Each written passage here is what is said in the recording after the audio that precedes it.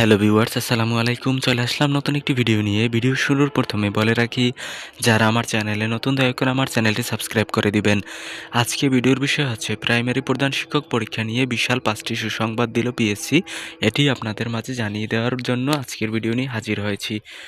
তো সুসংবাদ নাম্বার ১ হচ্ছে, দেখেন পরীক্ষা হবার কথা ছিল কিন্তু মার্চ মাসে।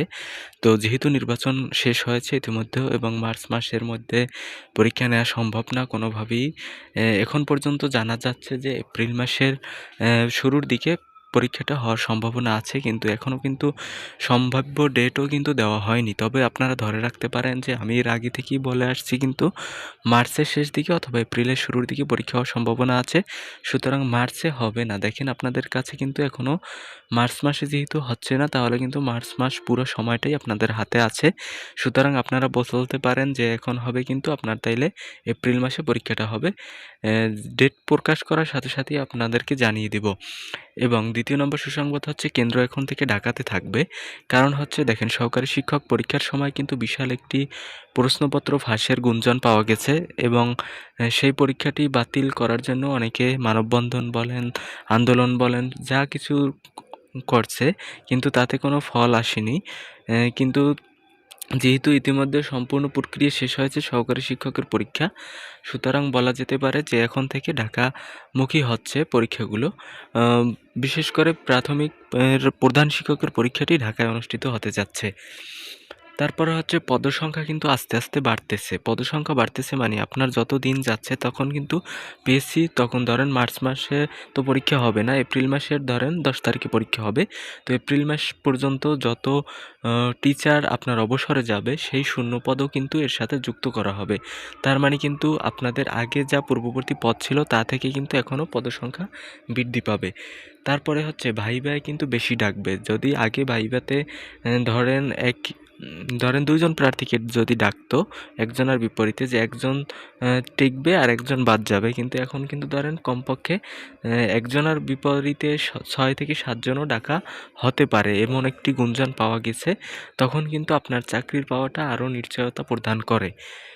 তো এরপরে হচ্ছে দেখেন, এখান থেকে কিন্তু আরেকটা জিনিস বুঝতে পারছি যে আপনার ওয়েটিং লিস্ট করা হবে একটা, ওয়েটিং লিস্টে অনুযায়ী তখন দেখবেন আপনারা যেটা জানেন মূলত, যখন কেউ অনেকেই কিন্তু একটা অনেকে একটা চাকরি পায় না, কিন্তু অনেকে এমন আছে অনেক চাকরি হয়ে যায়। যেমন প্রাথমিকের প্রধান শিক্ষক হওয়ার পরেও যদি বিসিএস ক্যাডার হয়ে যায়, তখন কিন্তু এই প্রধান শিক্ষকের চাকরিটি ছেড়ে দিবে। তখন যখন এই শূন্য পদগুলো হবে, এই শূন্য পদের অধীনে কিন্তু তখন ওই নিয়োগগুলো দেওয়া হবে, যেগুলো ওয়েটিং লিস্ট থেকে চলে যাবে। আরেকটি বিশেষ সুবিধা আছে, যেমন বলা হয়েছে কিন্তু বিসিএসের ১০ম বিসিএস থেকে ৫০তম বিসিএসের যত প্রশ্ন আছে এগুলো আপনাদেরকে পড়তে হবে কিন্তু। কারণ কারণ হচ্ছে এটা হচ্ছে নিয়োগ দেবে হচ্ছে পিএসসি, যারা বিসিএসের পরীক্ষা নিয়ে থাকে। তো যেহেতু তারা প্রশ্নপত্র সম্পূর্ণ করবে, সুতরাং বলা যেতে পারে যে পিএসসিতে আপনারা বিসিএসের ক্ষেত্রেও খেয়াল করবেন যে বিগত সালের বিসিএস থেকেও কিন্তু কমন পড়ে। কিন্তু প্রাইমারি শিক্ষক পরীক্ষা আর বিসিএস পরীক্ষা যেহেতু এক না, তবে বেশি আসার সম্ভাবনা আছে এখান থেকে ১০ম বিসিএস থেকে। আপনারা যদি ৫০তম বিসিএস পর্যন্ত একেবারে ব্যাখ্যাসহ পড়তে পারেন, তাহলে অধিকাংশ প্রশ্ন কিন্তু কমন পাবার সম্ভাবনা আছে এখান থেকে। তো আপনারা একটি কাজ করবেন, যেহেতু আপনারা সবাই একটি বিসিএসের প্রশ্ন ব্যাংক কিনে শুরু থেকে একেবারে ১০ম বিসিএস থেকে ৫০তম বিসিএসের ব্যাখ্যাসহ সকল প্রশ্নগুলো পড়ে রাখবেন এবং সাধারণ জ্ঞানের জন্য আপডেট যে সাম্প্রতিক বিষয়গুলো আছে এগুলো পড়ে রাখবেন। যেহেতু এখন বিএনপি সরকার ক্ষমতায় আছে, বিএনপি থেকে মানে জিয়াউর রহমান থেকে কিছু পড়ে রাখবেন, খালেদা জিয়া থেকে কিছু পড়ে রাখবেন, বেগম খালেদা জিয়ার থেকেও কিছু প্রশ্ন আসতে পারে সাধারণ জ্ঞানে। তো এই ছিল, দেখেন আর হচ্ছে প্রস্তুতির কৌশল। এখানে বলা হয়েছে দেখেন, বিগত বছরের প্রধান শিক্ষক ও সহকারী নিয়োগ পরীক্ষার প্রশ্নগুলো অবশ্যই তো সমাধান করবেন। এমসিকিউতে দ্রুত উত্তর দেওয়ার জন্য গণিত ও ইংরেজি গ্রামারের বিশেষ নজর দিতে হবে অবশ্যই আপনাকে। বাংলা, ইংরেজি, গণিত ও সাধারণ জ্ঞানের জন্য বিশেষ বিষয়ভিত্তিক পূর্ণাঙ্গ প্রস্তুতি অবশ্যই আপনাকে নিতে হবে এবং আপডেট তথ্যের জন্য অবশ্যই আপনারা প্রাথমিক শিক্ষা অধিদপ্তরের ওয়েবসাইট এবং টেলিটকের ওয়েবসাইট নিয়মিত ভিজিট করতে পারেন। সেখান থেকে আপনারাও আপডেট তথ্য পেতে পারেন। তবে আপডেট তথ্যগুলো হচ্ছে এগুলোই, আপনার বিগত সালের প্রশ্নপত্র অবশ্যই কিন্তু আপনার সমাধান করে যেতে হবে পরীক্ষার হলে। আর বিশেষ করে আপনারা শতকরা, অঙ্ক, মুনাফা এগুলো নজর দিতে হবে, যেগুলো মূলত যেমন 4-5 এর ক্লাসের অঙ্কগুলো বেশি পড়তে হবে। এবং বীজগণিতিক অংশ কিন্তু আপনারা একটু কমও পড়তে পারেন। এবং এরপরেও যদি আরেকটি সুসংবাদ আপনাদের জন্য দিয়ে রাখি, সেটি হচ্ছে, যেহেতু দেখেন আমার ধারণা মতে আমার জন্য এটা সুসংবাদ। কারণ হচ্ছে দেখেন, আপনি যদি উপজেলা ভিত্তিক যখন নিয়োগ হতো তখন কিন্তু আপনার উপজেলায় আসন সংখ্যার উপর আপনার কম্পিটিশনটা হতো। এখন কিন্তু দেখেন আপনি প্রায় হচ্ছে 10,000 প্লাস পদ পেতে আছেন। এজন্য কিন্তু আমি বলব এটা আপনাদের জন্য প্লাস পয়েন্ট। আপনার উপজেলায় যদি আপনার 50টা সিট থাকে, তখন আপনার ওই 50 জনের মধ্যে আপনার করতে হবে, কম্পিটিশন করতে হবে। কিন্তু এখন কিন্তু বিশাল একটি পদ যেহেতু, সুতরাং আমি এটাকে আপনাদের জন্য সুযোগই বলবো। সুতরাং আপনারা যদি একটু মনোযোগ সহকারে পড়েন বা একটু যারা আগে থেকেই পড়াশোনার মধ্যে আছেন, তাদের জন্য কিন্তু আশা করি সহজ হবে। প্রশ্নপত্র অতটা কঠিন হবে না আশা করি। পরবর্তী সুসংবাদ বলবো এটাই, যেহেতু আপনারা অনেকে মনে করতেছেন আপনার উপজেলায় চাকরিটা নাও পেতে পারেন।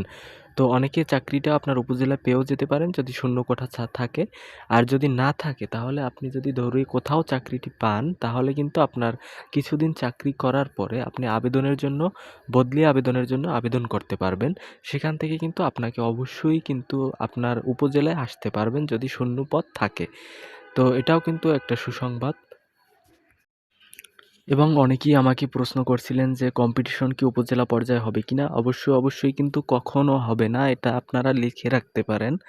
আপনার পিএইচসি যেভাবে বিসিএস এর পরীক্ষাটা হয়, ঠিক তেমনিভাবেই কিন্তু এই পরীক্ষাটা হবে।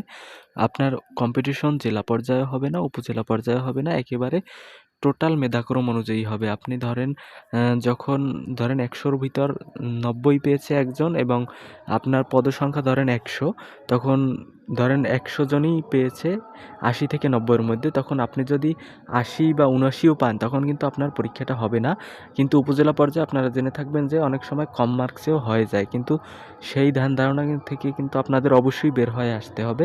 কম্পিটিশন হবে টোটাল মেধাক্রম অনুযায়ী এবং সেই অনুযায়ী আপনাকে কিন্তু নিয়োগ প্রদান করা হবে পিএইচসি কর্তৃক। তো এটাই ছিল আজকের ভিডিও আপডেট। তো পরবর্তী ভিডিও দেখার জন্য আপনাদের কাছে অনুরোধ থাকবে আমার চ্যানেলটি সাবস্ক্রাইব করে দিবেন যদি ভিডিওটি ভালো লাগে, না লাগলে দরকার নাই। এবং লাইক, কমেন্ট, শেয়ার করতেও ভুলবেন না। ধন্যবাদ সকলকে। আজকে এ পর্যন্তই। দেখা হবে পরবর্তী কোনো ভিডিওতে। সঙ্গে থাকুন all job news and education চ্যানেলের। আল্লাহ হাফেজ।